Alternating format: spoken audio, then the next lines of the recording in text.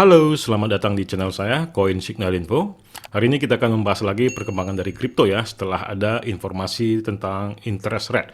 Dan kita lihat juga ya tentang informasi kenaikan suku bunga hanya 0,25%. Nah, ini sebenarnya sangat baik untuk kripto, saham, dan beberapa forex dengan mata uang selain dolar ya.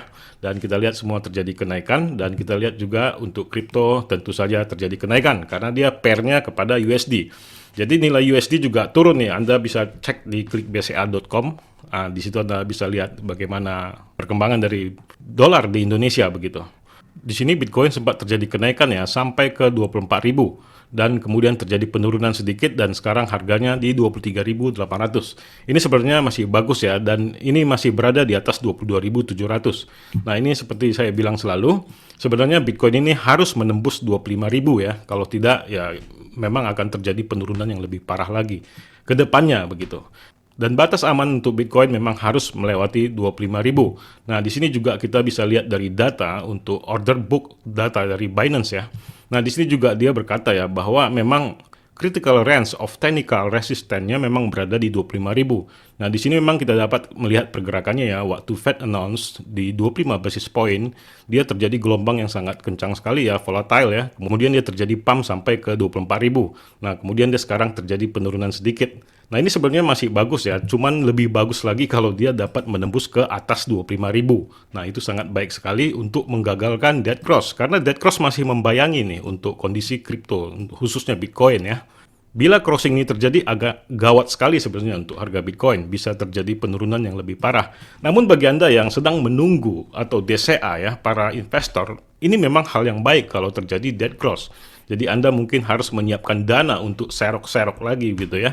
Namun untuk para yang sudah investor yang jauh-jauh hari ataupun yang sudah invest di harga di atas ya ataupun di harga $60.000 untuk Bitcoin, nah itu juga kabar buruk bagi mereka begitu. Nah, sekarang bagaimana tujuan Anda? Apakah Anda berharap Bitcoin ini naik atau turun begitu? Karena saya lihat beberapa media banyak juga yang berharap Bitcoin ini turun anjlok begitu. Mungkin mereka sudah telat serok pada waktu itu ya. Nah, kalau seandainya memang kalau Bitcoin ini bottomnya ada di 15.000 yang pernah terjadi ya. Nah, itu sebenarnya ya sudah sebuah keuntungan bagi Anda yang sangat besar sekali. Nah, yang lalu juga saya sudah bahas ya antara support dan resisten yang saya bilang adalah garis toleransi yang warna kuning ini adalah area yang sangat penting waktu itu.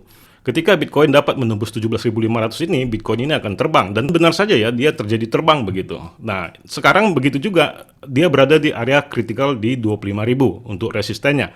Nah, ketika Bitcoin ini juga mampu menembus 25.000, dia akan terjadi kenaikan, ya sama halnya seperti ini juga begitu. Nah, kemungkinan dia akan sampai ke area 30.000, mungkin dia akan terjadi koreksi lagi ya. Ini menurut Fibonacci ya, saya baca semua pergerakan ini untuk candle ya. Jadi saya pantau juga untuk support resistennya di masa lalu, kemudian saya cocokkan dengan Fibonacci. Dan kemudian saya kombinasikan dengan berita-berita yang ada seperti economic calendar. Yang sudah jelas ya, di sini kita lihat untuk aktualnya 4,75% dan bisa dibilang ini adalah melandai ya untuk dolar dan sehingga dolar sekarang terjadi pelemahan. Jadi rupiah sekarang agak menguat nih. Tadi saya terakhir lihat sudah berada di 14.800. Namun bagaimana dengan koin-koin lain ya? Kalau kita lihat dari Fear and Greed Index-nya memang terjadi optimis ya, sudah mulai greed sehingga tentu saja altcoin juga mengikuti Bitcoin ya. Jadi ini juga sangat bagus sebenarnya untuk Bitcoin dan altcoin lainnya. Namun yang saya bilang tadi 25.000 harus batas yang paling kritikal nih resistennya.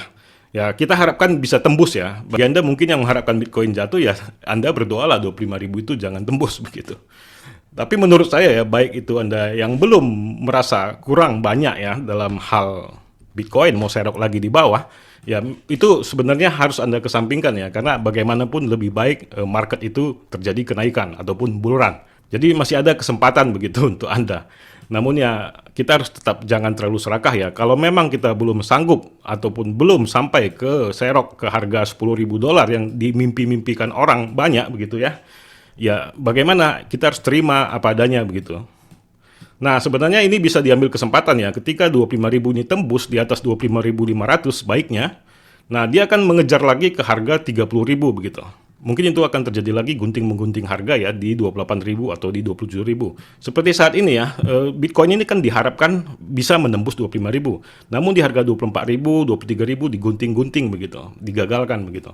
Nah, kita harapkan dia bisa menembus lagi ya. Ini juga sebenarnya ada garis tren warna biru ini ya. Ini sebenarnya saya buat tentang Bitcoin, garis terpanjangnya untuk sepanjang Bitcoin itu ada begitu. Nah, saya lihat juga dia sudah berada di area itu. Memang kalau kita lihat dari time frame weekly ya, Bitcoin ini juga harus dapat menembus di EMA 200. Itu juga sebuah tanda aman. Dan kita lihat memang di EMA 200 ini berada persis di resisten 25.000. Dan itu memang menjadi sangat hal yang penting ya di harga 25.000 ini. Penentu sekali sebenarnya. Ya, jadi di sini memang sudah ada dua kubu ya, mengharapkan Bitcoin tembus 25.000 dan ada yang mengharapkan Bitcoin tidak dapat menembus 25.000. Dan memang kita lihat juga para analis dunia juga terjadi sebuah pro dan kontra di situ ya. Mereka mengharapkan di atas 25.000 dan ada juga yang mengharapkan ya terjadi penurunan begitu. Bahkan mereka menge-tweet juga bahwa mengajak untuk sell dan analis lain juga mengajak untuk buy begitu. Jadi terjadi perang argumen nih sekarang. Nah, inilah kita harus bijaksana ya untuk melihat itu, jangan terpengaruh FOMO juga begitu dengan analisis-analis itu. Bahkan dari saya juga, bahkan dari YouTube ini juga begitu, bahkan dari konten-konten kreator yang lain juga Anda harus cukup menganggap itu sebuah referensi saja. Anda bisa melihat, oh iya, nah ini 25.000 jadi area penting. Nah, itu Anda cukup ngambilnya di situ aja begitu. Tapi jangan ketika mereka bilang buy, Anda buy dengan mentah-mentah begitu ya. Itu bisa menjadi hal yang buruk bagi Anda. Namun kalau kita lihat juga ya untuk berita apa yang dapat mempengaruhi hal yang buruk itu terjadi. Memang berita tetaplah ada berita ya. Di sini tadi saya ada membaca sebuah berita ya, bahwa ketua dan pemilik asli crypto exchange Bithumb ditangkap di Korea Selatan. Nah, ini juga hal yang buruk sebenarnya. Ini juga dapat mempengaruhi untuk Bitcoin, bisa terjadi penurunan lagi. Nah, ini kan sebuah rumor ya, dan ini adalah berita nyata sebenarnya bahwa dia memang ditangkap di Korea Selatan. Nah, ini juga perlu diwaspadai juga, jangan-jangan nanti seperti FTX lagi begitu. Nah, kita lihat di sini ya untuk Bithumb, dia berada di ranking berapa untuk global? Di sini dia berada di ranking 10 secara global ya. Nah, di sini kita lihat juga volumenya terjadi penurunan secara grafik. Di antara yang lain, exchanger yang lain semua volumenya naik, dia terjadi volumenya menurun nih. Nah, ini juga patut diwaspadain dan dia juga belum menunjukkan data exchange reserve-nya seperti yang lain ya sudah menunjukkan data reserve-nya. Nah, itu sebenarnya hal yang baik, namun untuk Bithumb belum begitu ya, berarti ada sebuah tanda tanya.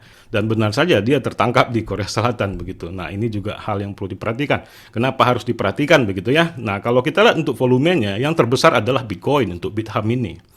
Nah, kalau ini terjadi pembekuan ataupun terjadi penjualan besar-besaran dan juga terjadi ya Bitcoin itu akan terjadi kejatuhan begitu. Mungkin jatuhnya ya lumayan juga kalau ini semua terjadi penjualan.